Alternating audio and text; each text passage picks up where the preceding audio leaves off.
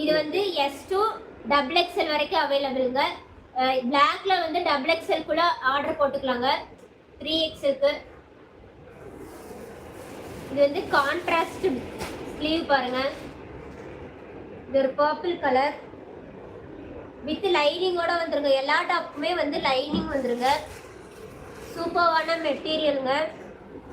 இதோட neck pattern பாருங்களேன்.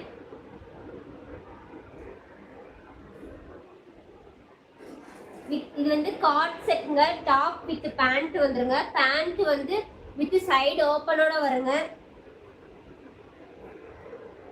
One side packet வச்சு வருங்க பேண்ட்